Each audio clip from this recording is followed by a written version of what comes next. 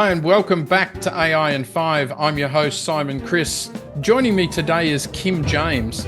Kim has founded a company called Tangerine Tango that really specializes in the area of content strategy and content marketing. And we're going to talk about something really topical, the use of AI in content creation. Well, hi, Kim, and welcome to AI in 5. Thanks for joining us. Thanks for having me. Looking forward to be here. Yeah, look, it's an exciting time, but we'll jump right in. We've only got 5 minutes. You are a specialist in this, in the content strategy, content creation space. And I think there's something really topical for us to talk about, which is using AI for content creation. And, you know, the two sides are very, very divided on this. Love your take on it.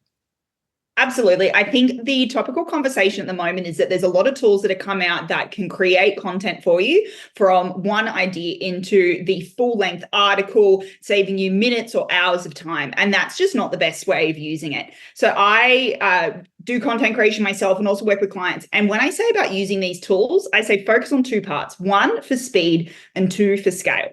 So in Australia, the average amount of platforms that we use every single month is 6.5. That is a lot of different content types. So if you think everything from email newsletters, LinkedIn newsletters, YouTube videos, TikTok videos, Instagram carousels, galore. So we're not only doing one platform now, like 81% of Australians, we're active on social media everywhere.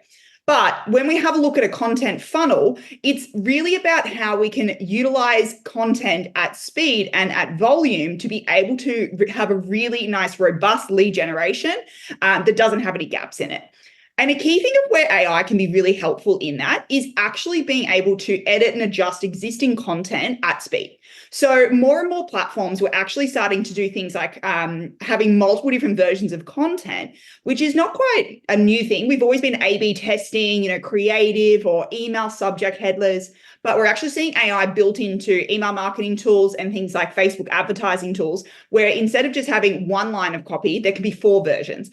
If you think about the amount of words that we have to be able to describe something, instead of having, how to do X or 5 ways to do Y, we can now have 4 versions of that, for example. Okay. And we're going to continue to see a lot more of those actually start to get built in and used to be able to offer that like scalability of it as well. Yeah, I mean, a lot of us are worried about the amount of synthetic data that's being pushed out, not only through social platforms, but Amazon now have a limit of 7 books per day that you can publish because people are generating content. I saw a post this morning, actually, when the day that we're recording this, that said that people are now feeling like they can detect when content has been written by AI by, the overuse of the word delve or whatever. Can you tell the difference? Can you pick it up? 100%. 100%. There is particular words that we don't genuinely say that you can absolutely pick up. So that's where when you use it, you also want to really make sure that one, using Australian English, I think one of the easiest ways to pick up is if you're seeing the S's and the Z's getting mixed up. Yep.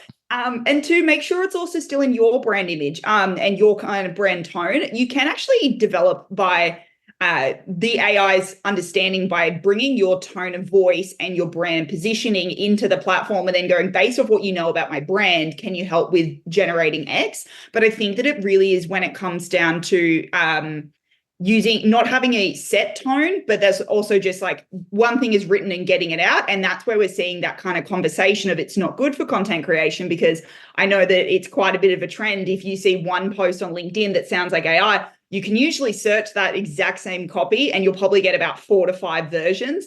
So that's why I say to people, it's not about starting from scratch. It's about generating from what you have, or potentially if you're someone like me, I'm a bit of a waffler. Like I could go on and I will actually use AI to be like, can you make this shorter? Or say I'm writing something for like an email subject and it's like, you can only be 50 characters. I'm like, here is my sentence. Let's get it to 50 characters, which is so much at speed and volume for me to be able to do. Right. Okay. So yeah, once again, you're kind of talking about keeping the human element to it, but using AI to do some of the donkey work around that, right? 100%, 100%. And not only when we get into the content creation, but also the more that where we talk about marketing, it used to be one-to-one and it was one-to-many, and now we're actually personalized on a mass scale.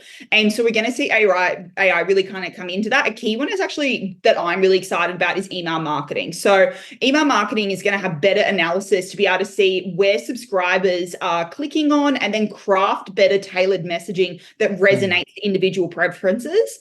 So that's something that we'll continue to see come in. But I think another one that is really big is video editing platforms. You know, everyone's like, oh, we'll make this video in X. They are not perfect. I would say they're probably about 40% of where they could be.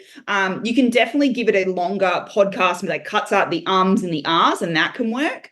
But it's really about using it to potentially highlight particular parts in it. But I would definitely say, as someone that's played with those tools, you still need that human element to really cut it down and craft it better.